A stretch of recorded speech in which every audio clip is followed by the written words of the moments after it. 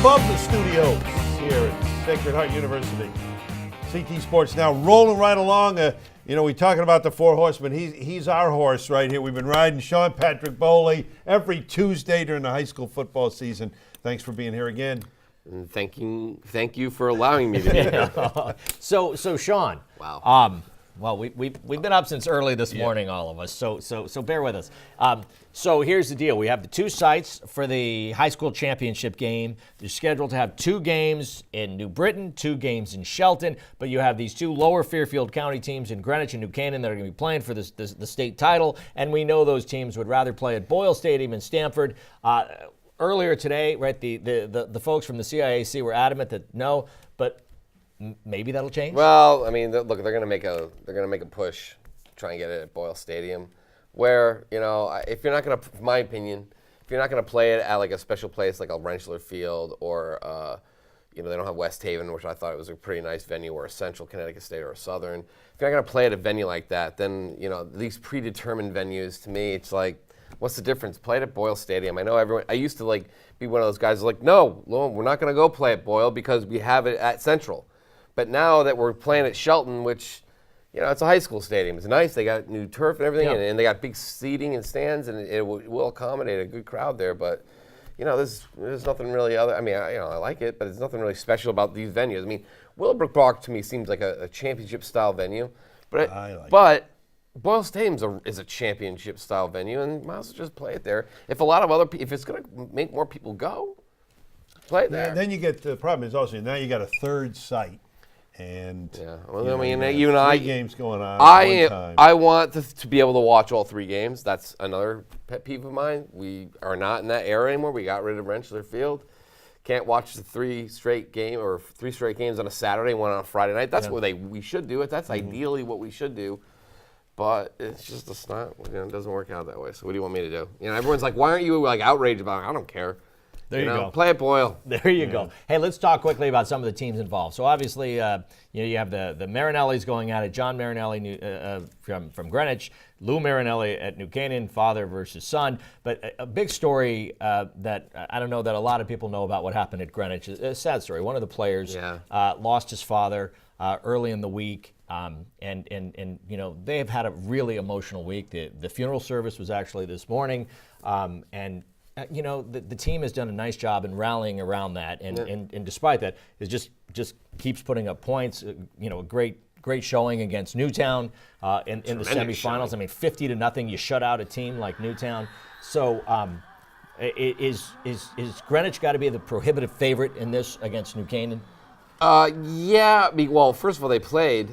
They're going to have a lot of motivation here. First of all, they haven't won a state championship since 2007. John Marinelli, in his 4th year, has got them right on. Is it 4th year? I think. He wasn't even born in 2000. No. Yeah, no, he's got them right on the cusp.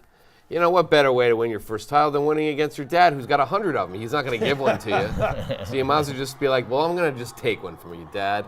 Like you take the car keys. Dad, I'm taking the car out. No, you can't. Oh yeah, I'm an adult now. So anyway. This New Canaan team's better than it was when they met. Absolutely. I think they found a running game.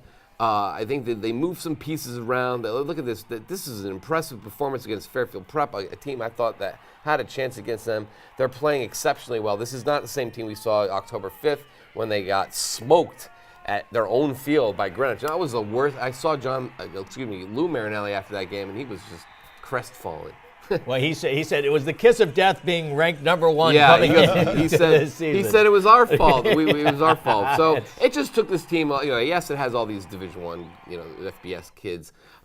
It just took them a little time to get the cohesive. That's what the general theme today at the luncheon. Garrett Braden said that we just needed to, figure ourselves what kind of team are we? And I think they know what they are. I think it's going to be a much better game on Saturday. Yeah. All right, let's move into Class L real quick. Daniel Hand has been thumping everybody. Yeah. Now they get Maloney. Then they're going to thump Maloney. Okay. Well, Class M now between. Look, we got through that one quickly. How do you also describe this team? They're it's like the '85 Bears. I know that's kind of cliched in the sports world, but I like Phoenix Billings as the Jim McMahon. Yeah, he's definitely that's excellent. He is definitely a Jim McMahon type. He likes to mix it up. I mean, the only thing I think he did, he slapped some helmets with his linemen. That's the only thing we're missing, really. throwing the deep ball. You got. Is that Willie Galt? Yeah. I was just about to say Willie Galt over there, and then you have the monsters of the Surf Club on the defensive end. Here he goes, right here. Man, you are rolling tonight. In the fog, they bring the pressure, and here comes the interception. I guess that would be Dave Dewerson or somebody. I don't know. There you go. We're just rolling all the names out here, but that's Ann Butler actually with the pick six. They just bring pressure, and then now you're slinging the ball around, and next thing you know, it's going the other way. It wasn't close. They score 4 touchdowns in the second or first quarter, and that's it, lights out. Before we get to Class M, real quickly, if you had a vote right now, number 1 in the state, Greenwich, Daniel Hand. Greenwich. Yeah, I think Daniel Hand's the only team that can beat Greenwich. Yeah. And I Can love we get that. a special dispensation for one more week? Join the long list of teams we wish we could see. Dansonia and all those. We talked about Berlin earlier and all the great running backs they have there. Does Berlin have enough in the tank to beat a team like St. Joe's, which has been playing these big FCX schools all season long? God, I hope so. Why is that? Because I want good games this weekend. Yeah. And listen, at the beginning of the season, we listed all these teams. We said, we had Darien, but New Canaan and Greenwich, one of those teams is going to win double L. You had Hands going to win L. St. Joseph is going to win M. Now we got the only team we thought could contend with St. Joseph is Berlin. I mean, Berlin, like you said, he has all those backs, really talented team. But St. Joe has got those type of players, and they got a lot more. They got a lot more depth. They two-platoon a lot of guys. Really tough matchup for anybody. And that's a good Killing League team that they just completely wiped out.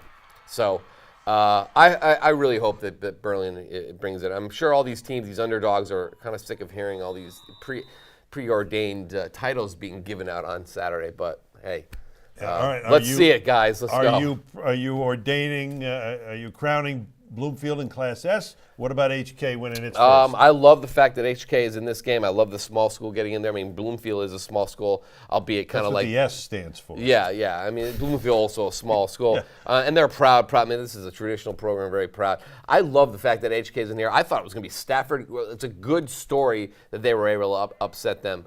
You got Toby Callender running the ball. You got Dalton Modine, and they got a big line up front. I mean, they just push guys around. I mean, it's nothing Bloomfield hasn't seen before. Like, they've seen Rocky Hill, they've seen East Catholic play.